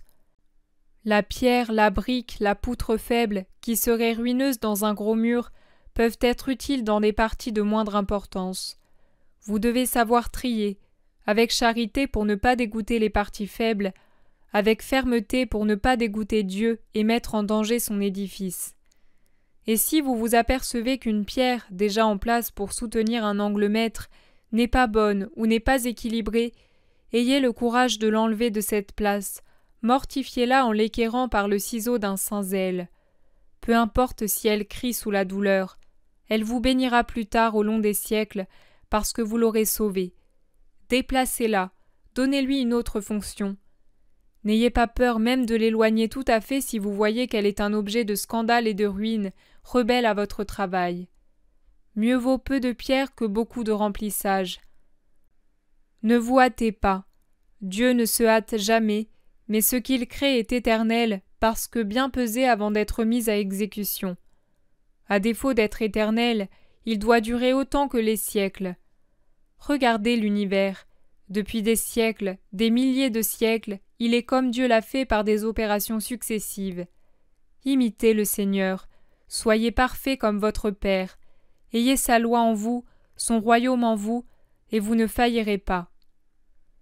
Mais s'il n'en était pas ainsi, l'édifice s'écroulerait, et c'est en vain que vous vous seriez fatigués à l'élever. Il s'écroulerait, et il ne resterait de lui que la pierre angulaire, les fondations. C'est ce qu'il adviendra de ce temple-ci. Et le vôtre connaîtra le même sort si vous y mettez ce qu'on trouve en celui-ci, des parties malades d'orgueil, d'avidité, de péché, de débauche. Comme le souffle du vent a provoqué la dissolution de ce pavillon de nuages si gracieusement beau qui semblait reposer sur le sommet de cette montagne, de même au souffle d'un vent de châtiment surnaturel et humain, les édifices qui n'ont de saint que le nom s'écrouleront. Pensif, Jésus se tait. Quand il reprend la parole, c'est pour dire « Asseyons-nous ici pour nous reposer un peu ». Il s'asseye sur une pente du mont des Oliviers, en face du temple rosé par le soleil couchant. Jésus regarde fixement cet endroit avec tristesse. Les autres font de même avec orgueil en raison de sa beauté, mais cet orgueil s'est voilé d'inquiétude à cause des paroles du Maître. Et si cette beauté devait réellement périr? Pierre et Jean parlent entre eux, puis murmurent quelque chose à Jacques, fils d'Alphée, et à André, leur voisin, qui expriment leur accord par un signe de tête. Alors Pierre se tourne vers le Maître et lui dit « Viens à part, et explique-nous quand se réalisera ta prophétie sur la destruction du temple. Daniel en parle, mais s'il en était comme il l'annonce et comme tu le dis, le temple n'aurait plus que quelques heures. Mais nous ne voyons ni armée, ni préparatifs de guerre. Quand donc cela arrivera-t-il? Quel en sera le signe? Tu es venu, tu dis que tu vas t'en aller. Or on sait que cela arrivera pendant que tu es parmi les hommes. Tu reviendras alors? À quand ton retour? Explique-nous afin que nous sachions. Nous n'avons pas besoin de nous mettre à l'écart. Tu vois, les disciples qui sont restés sont les plus fidèles, et ils vous aideront grandement, vous les 12. Ils peuvent entendre mes paroles. « Venez tous auprès de moi !» crie-t-il donc pour rassembler tout le monde. Les disciples disséminés sur la pente s'approchent, forment un groupe compact serré autour du groupe principal de Jésus avec ses apôtres, et ils écoutent. « Prenez garde que personne ne vous séduise à l'avenir. Je suis le Christ, et il n'y en aura pas d'autre. Donc, quand plusieurs viendront vous dire « Je suis le Christ », et ils en séduiront un grand nombre, ne les croyez pas, même si leurs paroles s'accompagnent de faits extraordinaires. Satan, en père du mensonge et protecteur des menteurs, aide ses serviteurs et ses disciples par de faux prodiges. Ce qui permet de reconnaître que ces prodiges ne sont pas bons, c'est qu'ils s'accompagnent toujours de peur, de troubles et de mensonges. Les miracles de Dieu, vous les connaissez. Ils procurent une paix sainte, la joie, le salut, la foi. Ils suscitent des désirs saints et de bonnes actions. Pas les autres. Réfléchissez donc à la forme et aux conséquences des prodiges que vous pourrez voir à l'avenir attachés à l'œuvre des faux Christ et de ceux qui se donneront l'apparence de sauveurs des peuples, mais seront au contraire des fauves qui les mènent à leur perte. Vous entendrez parler de guerre, vous en verrez aussi, et de bruit de guerre, et on vous dira « Ce sont les signes de la fin ». Ne vous troublez pas, ce ne sera pas encore la fin. Il faut que tout cela arrive, mais ce ne sera pas encore la fin. Des peuples se soulèveront contre d'autres peuples, des royaumes, des nations, des continents contre d'autres, et il s'ensuivra des pestes, des famines et des tremblements de terre en plusieurs endroits. Mais ce ne sera que le commencement des douleurs. Alors on s'en prendra à vous, et on vous tuera en vous accusant d'être responsable de ces souffrances, et les hommes espéreront être délivrés en persécutant et en détruisant mes serviteurs. Les hommes accusent toujours les innocents d'être la cause du mal qu'ils se créent eux-mêmes par leurs péchés. Ils vont jusqu'à accuser Dieu, lui l'innocence parfaite et la bonté suprême, d'être la cause de leurs souffrances. Ils vous traiteront pareillement, et vous serez haïs à cause de mon nom. C'est Satan qui les y pousse, et beaucoup se scandaliseront, se trahiront et se haïront mutuellement. C'est encore Satan qui les incite. Et il s'élèvera de faux prophètes qui induiront un grand nombre de gens en erreur. Ce sera encore Satan l'auteur véritable de tant de mal. Et à cause de la multiplication de l'iniquité, la charité se refroidira chez certains. Mais celui qui aura persévéré jusqu'à la fin sera sauvé. Néanmoins, il faut auparavant que cet évangile du royaume de Dieu soit prêché dans le monde entier, en témoignage pour toutes les nations. Alors viendra la fin. Il y aura le retour au Christ d'Israël qui l'accueille et la prédication de ma doctrine dans le monde entier. Encore un autre signe, un signe pour la fin du temple et pour la fin du monde. Quand vous verrez l'abomination de la désolation prédite par Daniel, que celui qui m'écoute comprenne, et que celui qui lit le prophète sache lire entre les lignes, alors que celui qui sera en Judée s'enfuit sur les montagnes, que celui qui sera sur sa terrasse ne descende pas prendre ce qu'il a dans sa maison, que celui qui est dans son champ ne revienne pas chez lui prendre son manteau. Il lui faudra fuir sans se retourner, pour qu'il ne lui arrive pas de ne plus pouvoir le faire.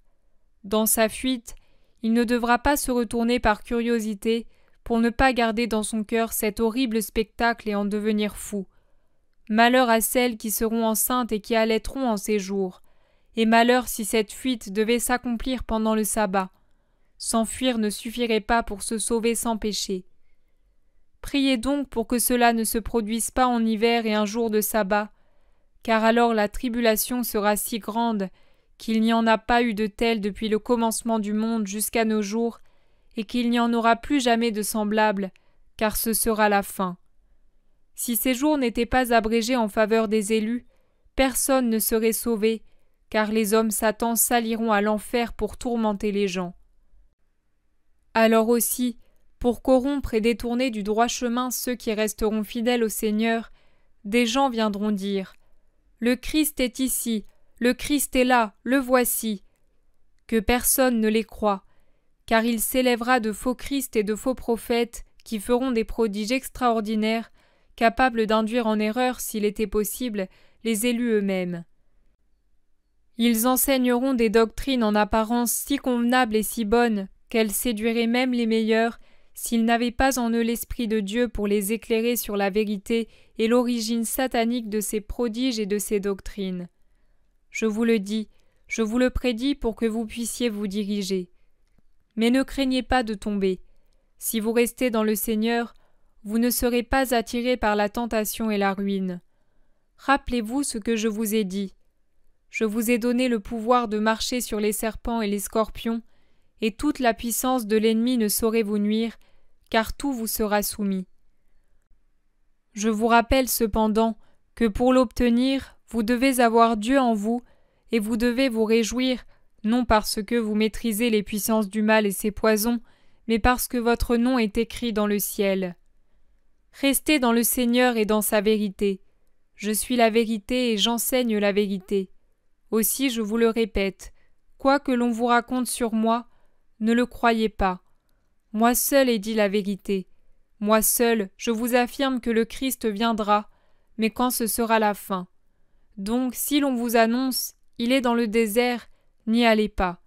Si l'on vous donne comme information « Il est dans cette maison », n'y croyez pas. Car la seconde venue du Fils de l'homme sera semblable à l'éclair qui sort du levant et glisse jusqu'au couchant en moins de temps qu'il n'en faut pour le battement d'une paupière. Et il glissera sur le grand corps soudainement devenu cadavre, suivi de ses anges resplendissants. Alors il jugera. Partout où sera le corps, se réuniront les aigles. Aussitôt après la tribulation de ces derniers jours, je parle maintenant de la fin du temps et du monde et de la résurrection des ossements qu'ont annoncé les prophètes, le soleil s'obscurcira, la lune ne donnera plus de lumière, les étoiles du ciel tomberont comme les grains d'une grappe trop mûre secouée par un vent de tempête, et les puissances des cieux seront ébranlées. Alors, dans le firmament obscurci, apparaîtra de manière fulgurante le signe du Fils de l'homme. Toutes les nations de la terre pleureront, et les hommes verront le Fils de l'homme venir sur les nuées avec grande puissance et grande gloire. Il ordonnera à ses anges de moissonner et de vendanger, de séparer l'ivraie du bon grain, et de jeter le raisin dans la cuve, car le temps de la grande récolte des descendants d'Adam sera venu. Il ne sera plus nécessaire de garder des grappillons ou de la semence, car l'espèce humaine ne se perpétuera plus jamais sur la terre morte. Et il commandera à ses anges de rassembler au son des trompettes les élus des 4 vents, d'une extrémité à l'autre du ciel, pour qu'ils prennent place à côté du divin juge, pour juger avec lui les derniers vivants et ceux qui seront ressuscités. Regardez le figuier. Quand vous voyez ses branches s'attendrir et des feuilles pousser, vous savez que l'été est proche. De même, quand vous verrez tous ces signes, sachez que le Christ va venir. En vérité, je vous le dis, cette génération qui n'a pas voulu de moi ne passera pas avant que tout cela n'arrive. Ma parole ne sera pas prise en défaut. Ce que je dis sera. Le cœur et la pensée des hommes peuvent changer, mais ma parole est immuable. Le ciel et la terre passeront, mais mes paroles ne passeront pas. Quant au jour et à l'heure précise, personne ne les connaît, pas même les anges du Seigneur, mais le Père seul. Il en sera de la venue du Fils de l'homme comme au temps de Noé. Dans les jours qui précédèrent le déluge, les hommes mangeaient, buvaient, se mariaient, sans réfléchir aux signes, jusqu'au jour où Noé entra dans l'arche. Alors s'ouvrirent les cataractes du ciel, et le déluge submergea tous les vivants et toutes choses.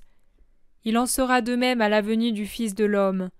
2 hommes seront l'un près de l'autre dans un champ, l'un sera pris, l'autre laissé.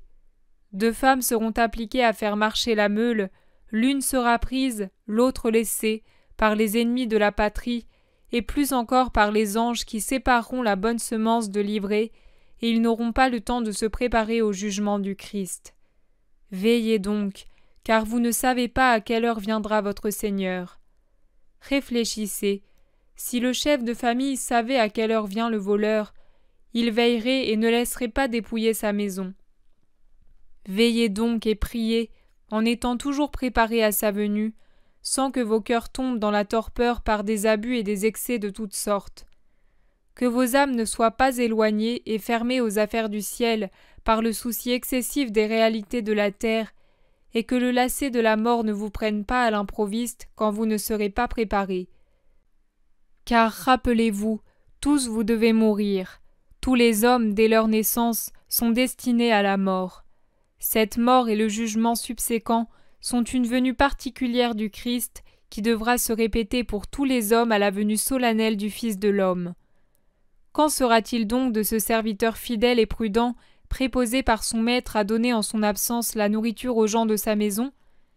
Il serait heureux pour lui que son maître, revenant à l'improviste, le trouve en train d'accomplir son travail avec sollicitude, justice et amour. En vérité, je vous dis qu'il s'exclamera « Viens, bon et fidèle serviteur, tu as mérité ma récompense. Tiens, administre tous mes biens. » Mais s'il paraissait bon et fidèle sans l'être, si intérieurement il était mauvais comme extérieurement il était hypocrite, si après le départ de son maître il a pensé « Le maître ne reviendra pas de sitôt, prenons du bon temps », et s'il se mettait à battre et à maltraiter ses compagnons serviteurs, s'il faisait de l'usure sur eux pour la nourriture et mille autres délits afin d'avoir plus d'argent à dépenser avec les noceurs et les ivrognes, qu'arrivera-t-il? Le maître reviendra à l'improviste quand le serviteur ne le croit pas si proche. Sa mauvaise conduite sera découverte, son emploi et l'argent lui seront retirés, et il sera chassé pour toujours comme le veut la justice. Il en est ainsi du pécheur impénitent qui, au lieu de se demander si sa mort peut être imminente et son jugement proche, jouit de la vie et commet toutes sortes d'abus en se disant « Je me repentirai plus tard ». En vérité, je vous dis qu'il n'aura pas le temps de le faire et qu'il sera condamné à rester éternellement dans le lieu de la redoutable horreur où il n'y a que blasphème, pleurs et torture. Il n'en sortira pas avant le jugement final, quand il revêtira sa chair ressuscitée pour se présenter dans son intégralité au jugement final, comme il a péché avec tout son être durant sa vie terrestre. C'est avec son corps et son âme qu'il se présentera au juge Jésus, dont il n'a pas voulu comme sauveur. Tous seront présents devant le Fils de l'homme, en une multitude infinie de corps rendus par la terre et la mer, et recomposés après avoir été poussière pendant si longtemps, et les âmes seront présentes dans les corps. À chaque chair revenue sur les squelettes correspondra l'esprit qui l'animait autrefois. Ils se tiendront debout devant le Fils de l'homme, splendide dans sa divine majesté, assis sur le trône de sa gloire et soutenu par ses anges. Il mettra d'un côté les hommes bons et de l'autre les mauvais, comme un berger sépare les brebis des boucs, et il placera ses brebis à droite et les boucs à gauche. Et de sa douce voix, il dira avec bienveillance à ceux qui, paisibles et rayonnant d'une beauté glorieuse dans la splendeur d'un corps saint, le regarderont avec tout l'amour de leur cœur. Venez, les bénis de mon Père, et prenez possession du royaume préparé pour vous depuis l'origine du monde. Car j'ai eu faim, et vous m'avez donné à manger.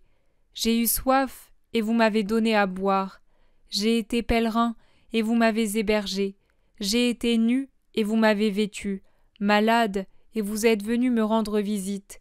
Prisonnier, et vous êtes venu me réconforter. Alors les justes demanderont « Quand donc, Seigneur, t'avons-nous vu affamé ou assoiffé, et t'avons-nous donné à manger ou à boire? Quand t'avons-nous vu pèlerin ou nu, et t'avons-nous accueilli ou vêtu? Quand avons-nous vu malade et prisonnier? Quand sommes-nous venus te rendre visite? » Et le roi des rois leur répondra « En vérité, je vous le dis, quand vous avez agi de la sorte à l'égard du plus humble de mes frères, c'est à moi que vous l'avez fait. » Puis il se tournera vers ceux qui seront à sa gauche, et il leur dira d'un air sévère, son regard sera comme une flèche qui foudroiera les réprouvés, et dans sa voix tonnera la colère de Dieu. « Hors d'ici, loin de moi, maudit! Allez dans le feu éternel préparé par la colère de Dieu pour le démon et les anges de ténèbres, et pour ceux qui ont écouté leur voix de la triple passion obscène. J'ai eu faim, et vous ne m'avez pas donné à manger, soif, et vous ne m'avez pas désaltéré. J'ai été nu, et vous ne m'avez pas vêtu. J'ai été pèlerin, et vous m'avez repoussé, malade et prisonnier, et vous ne m'avez pas rendu visite, car vous n'aviez qu'une loi, votre plaisir égoïste. » Alors ils demanderont « Quand avons-nous vu affamé, assoiffé, nu, pèlerin, malade, prisonnier ? En vérité, nous ne t'avons pas connu. Nous n'étions pas là au moment où tu étais sur la terre. » Mais lui leur répondra, « C'est vrai, vous ne m'avez pas connu, car vous n'étiez pas là quand j'étais sur la terre. Mais vous avez connu ma parole, et vous avez eu parmi vous des pauvres, des gens affamés, assoiffés, nus, malades, prisonniers. Pourquoi ne les avez-vous pas traités comme vous m'auriez peut-être traité moi ? Car il n'est pas dit que ceux qui ont eu le Fils de l'homme parmi eux aient été miséricordieux envers lui. Ne saviez-vous pas que je suis dans mes frères, et que je suis présent là où souffre l'un d'eux ? Ce que vous n'avez pas fait à l'un de mes humbles frères, c'est à moi que vous l'avez refusé, à moi le premier-né des hommes. Allez et brûlez dans votre égoïsme. Allez, et que les ténèbres et le gel vous enveloppent, puisque vous avez été ténèbres et gel, tout en sachant où était la lumière et le feu de l'amour. Et ceux-là iront à l'éternel supplice, alors que les justes entreront dans la vie éternelle. Tel est l'avenir.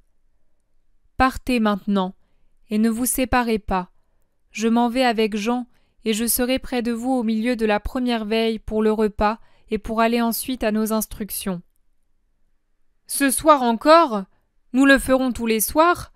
Je suis tout courbattu par la rosée. Ne vaudrait-il pas mieux trouver quelque maison hospitalière ? Toujours sous les tentes, toujours à veiller pendant les nuits qui sont fraîches et humides ?» se plaint Judas. « C'est la dernière nuit. Demain, ce sera différent. »« Ouf, je croyais que tu voulais aller à Gethsémani chaque soir. Mais si c'est le dernier… » »« Je n'ai pas dit cela, Judas.